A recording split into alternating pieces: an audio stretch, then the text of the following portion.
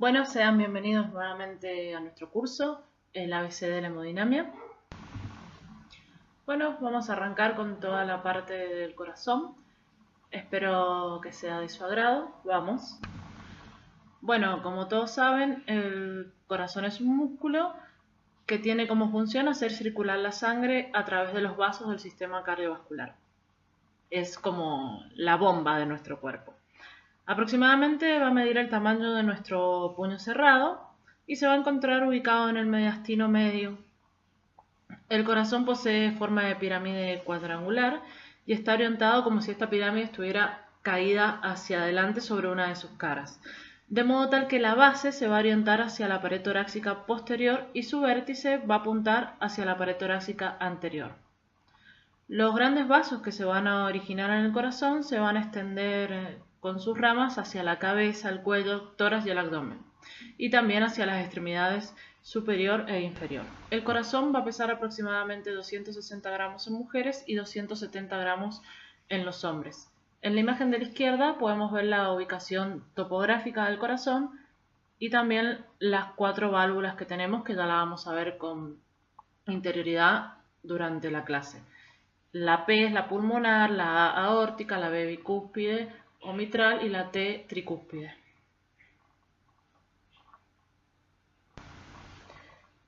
Internamente el corazón está dividido en 4 cámaras, 2 aurículas, derecha e izquierda, y 2 ventrículos, derecho e izquierda, respectivamente. Las cámaras del lado izquierdo del corazón van a estar separadas de las del lado derecho por los septos o tabiques interatrial e interventricular, los cuales van a constituir una pared continua. Por otro lado, los atrios y los ventrículos van a estar separados entre sí mediante los septos o tabiques atrioventriculares. Las válvulas que van a controlar el flujo de la sangre por el corazón son 4. Válvula tricúspide, válvula pulmonar, válvula mitral y válvula aórtica. ¿Sí?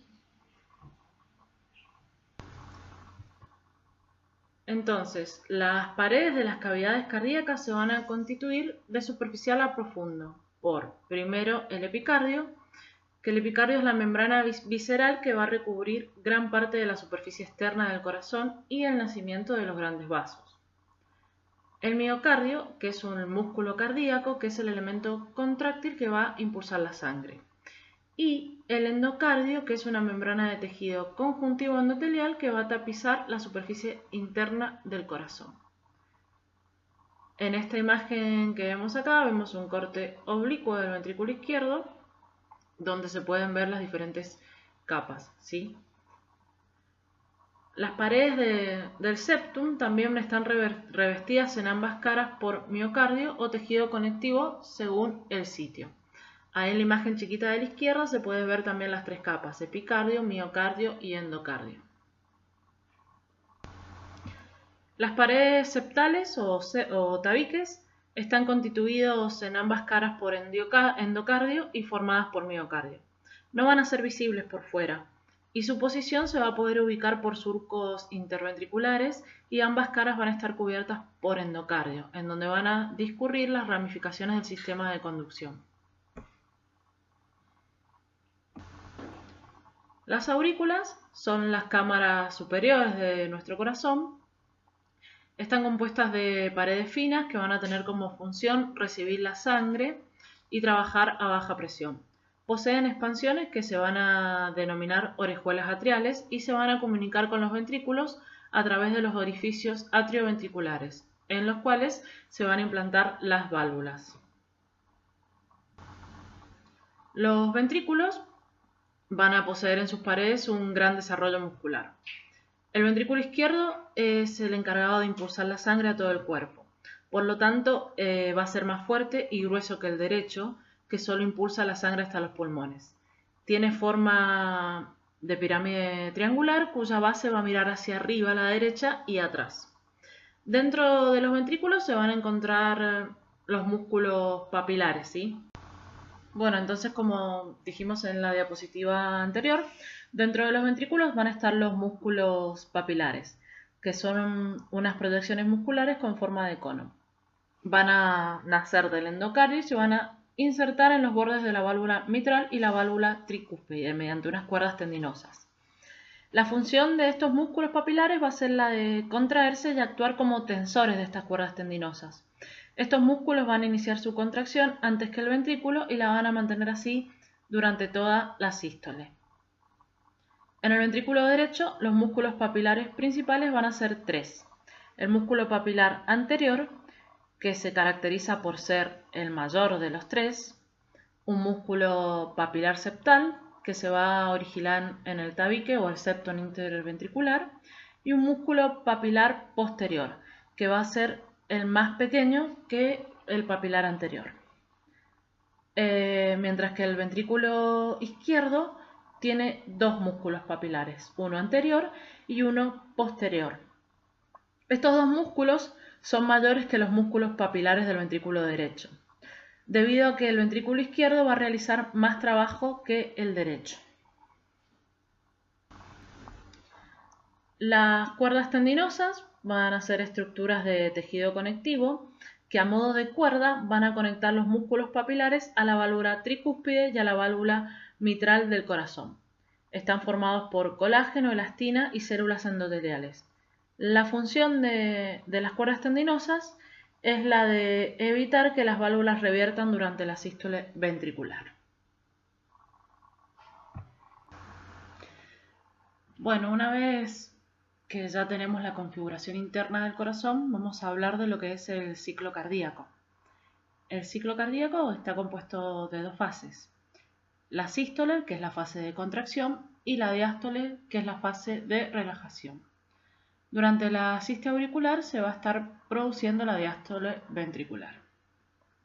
Cuando hablamos de sístole auricular, nos vamos a referir que va a preceder a la ventricular y va a producir un aumento de presión en la cavidad cardíaca auricular. Con esto lo que se va a lograr es la eyección de la sangre contenida en ella.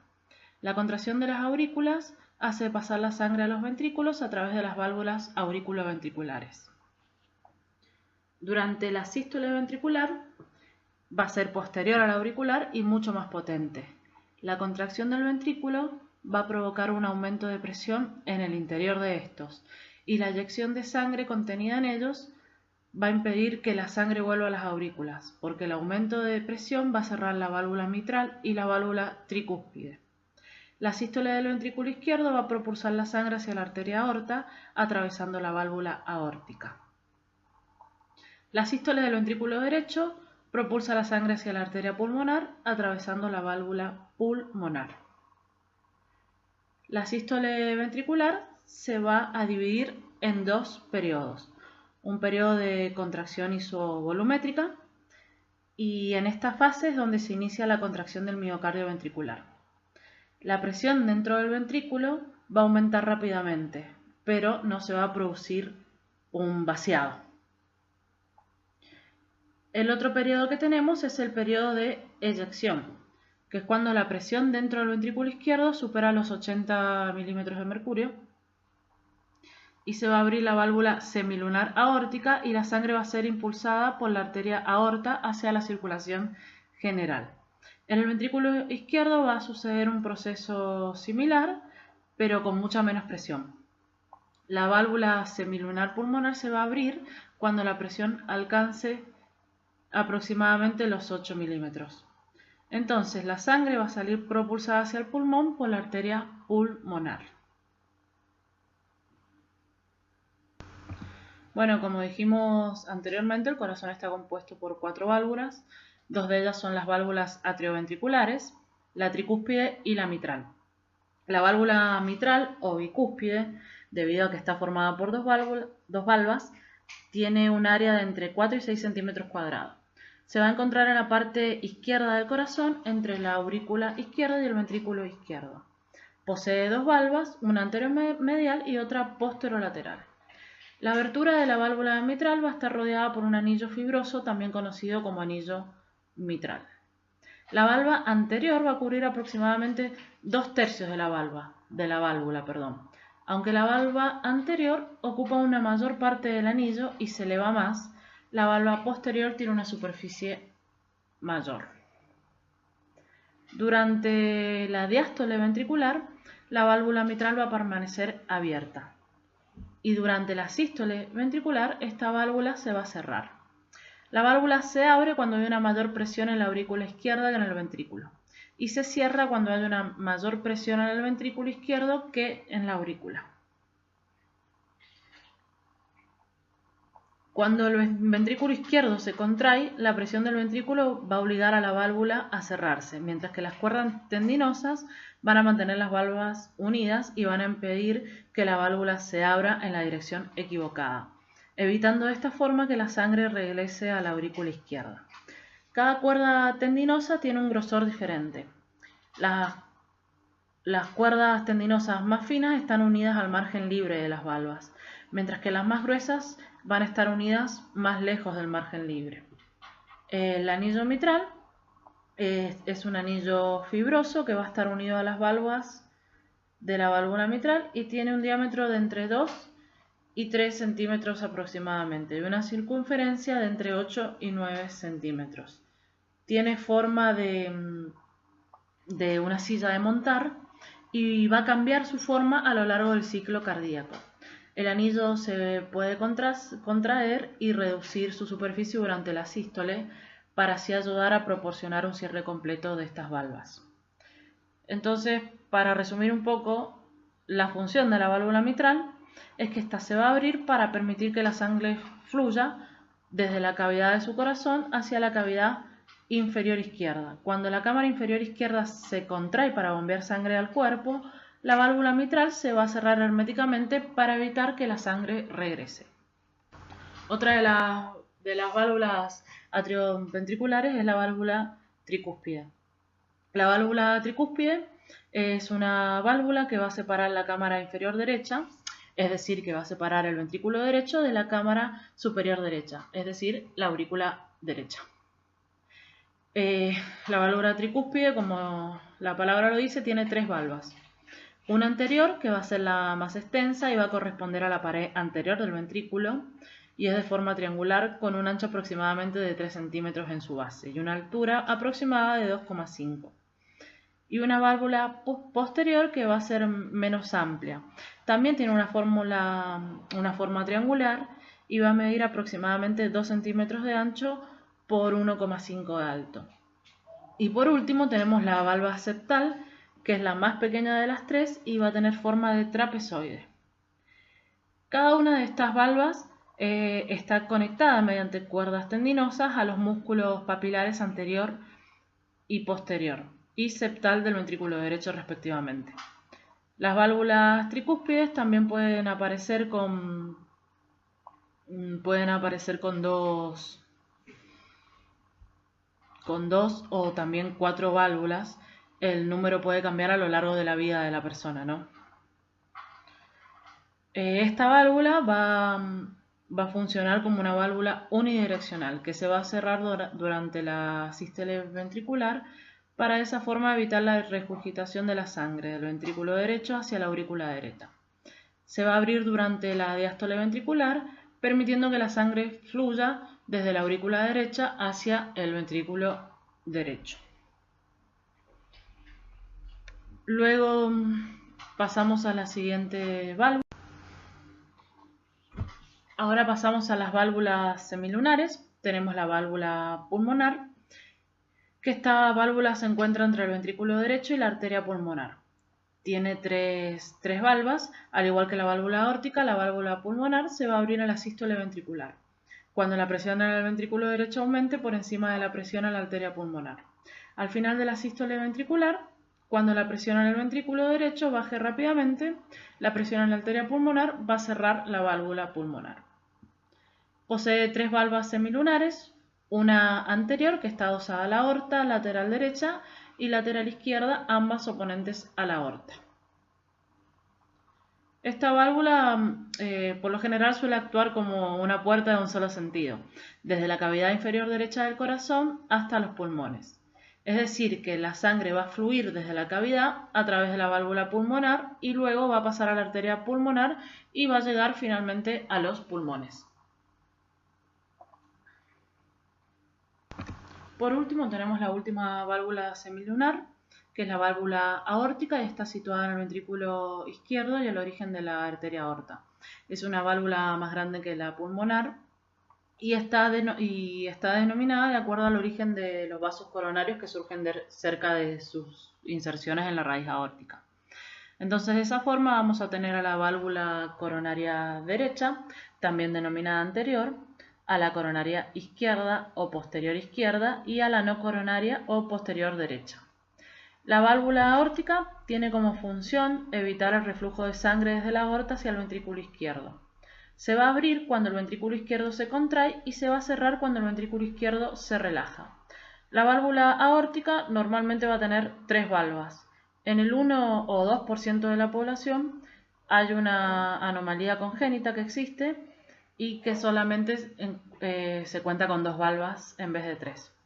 Las principales alteraciones en la función de la válvula aórtica pueden ser la estenosis aórtica o la insuficiencia aórtica. A la hora de hablar de la configuración externa del corazón, podemos decir que se encuentra revestida por epicardio, una membrana de tipo serosa, y se observa a simple vista el tejido adiposo que se centra en los surcos coronarios auriculoventriculares e interventriculares, que va a ser donde van a discurrir los vasos coronarios más importantes. Podemos describir esquemáticamente el corazón que está compuesto por una cara anterior, en que se va a encontrar en relación hacia superior con el timo y con la parte del esternón. Las cavidades del corazón que contribuyen a formar esta cara son el ventrículo derecho y el ventrículo izquierdo, el atrio derecho y el nacimiento de los grandes vasos, es decir, la vena cava superior, las arterias aorta y pulmonar. La arteria pulmonar y la arteria aorta se van a encontrar flanqueadas a ambos lados por 2 prolongaciones, la orejuela izquierda y derecha respectivamente, proviniendo cada una del atrio correspondiente. En la porción ventricular van a haber 2 tercios que van a corresponder al ventrículo derecho, una cámara que va a contactar con el esternón y un tercio correspondiente al ventrículo izquierdo, siendo la línea de separación el surco interventricular anterior por el cual va a transcurrir el ramo descendente anterior, es decir, la arteria interventricular anterior. Una de las ramas terminales de la arteria coronaria izquierda junto a su vena del mismo nombre. Además, esta cara va a presentar el surco coronario, que tiene una disposición transversal y el cual se puede hallar la arteria coronaria derecha y la vena cardíaca menor. Luego nos vamos a encontrar con una cara posterior. Esta cara se va a poner en contacto con el esófago a través del seno oblicuo del pericardio, el cual separa al corazón de las vértebras torácicas. Va a estar constituido en su mayor parte por el atrio izquierdo, ventrículo izquierdo y un pequeño sector del atrio derecho. El atrio izquierdo, de eje mayor transversal, se continúa hacia los lados con las venas pulmonares que van a desembocar en él. Esta cavidad es la única que no contacta con el diafragma. Posee una íntima relación con el esófago, de modo tal que le va a imprimir su huella en la cara posterior del atrio. Esta relación se utiliza en la clínica utilizando radiografía de perfil con relleno esofágico para mostrar el aumento del volumen del atrio.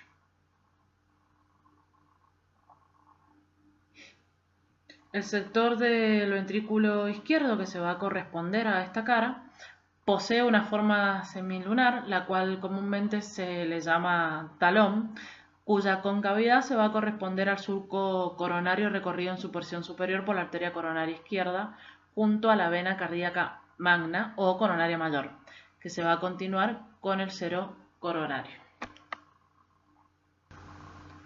Cuando nos vamos a referir a la cara lateral derecha, vamos a decir que está formada mayormente por el atrio derecho, es decir, la aurícula derecha, en la cual va a desembocar la vena cava superior y la vena cava inferior. La aurícula izquierda va a formar parte de esta cara en un pequeño sector póstero superior que va a corresponder a la desembocadura de las venas pulmonares derechas. También se puede apreciar en esta cara la presencia del surco terminal, que tiene dirección superinferior y se va a corresponder con la cresta terminal de configuración interna.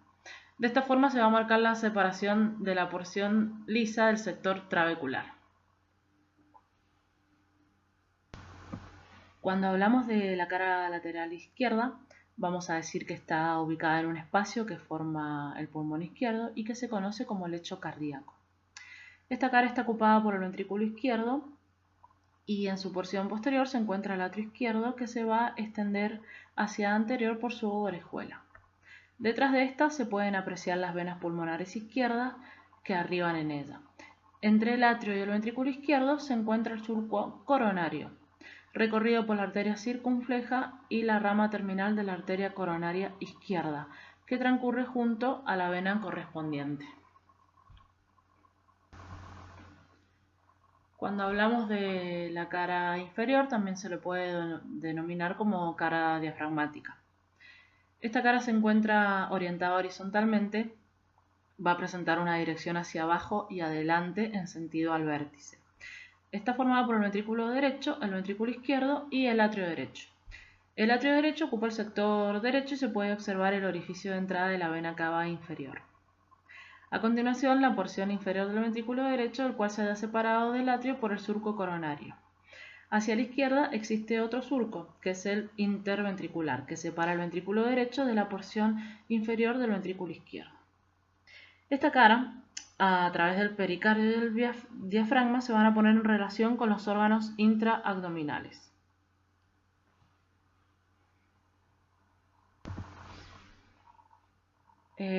Tenemos por último la cara superior, o pediculada también se la conoce, y esta es la cara por donde emergen del corazón las arterias aorta y pulmonar. Hacia su posterior se encuentra el atrio izquierdo, por encima del cual van a transcurrir la rama derecha de la arteria pulmonar, y de ambos lados van a aparecer las venas pulmonares superiores. En el sector anterior nos vamos a encontrar con los orificios de la arteria pulmonar, aorta y vena cava superior, orientados de anterior a posterior respectivamente. Cuando hablamos de los bordes, dichos bordes se van a utilizar con fines descriptivos. Acá tenemos una radiografía de tórax, en donde en la imagen A se van a observar los distintos segmentos. En rojo empezamos con el borde derecho, donde se va a marcar el primer segmento con el número 1, el segundo y el tercero respectivamente con su número, ¿no? Luego tenemos en azul el borde izquierdo, donde se va a marcar el primer segmento, el segundo que representa el callado aórtico, el cuarto segmento que va a representar el botón pulmonar y el quinto segmento que es el borde ventricular izquierdo, con el número 4.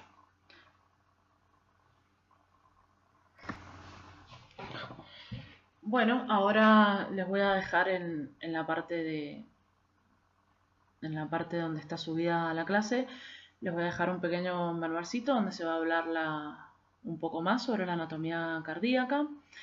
Esta clase ha sido un poco para que puedan ver básicamente cómo está compuesto interna y externamente el corazón. En la próxima vamos a ver todo lo que hace a la vascularización del corazón y el sistema cardiovascular. Les pido que lean el pequeño libro que les voy a dejar, que de esa forma vamos a poder profundizar más sobre la anatomía cardíaca.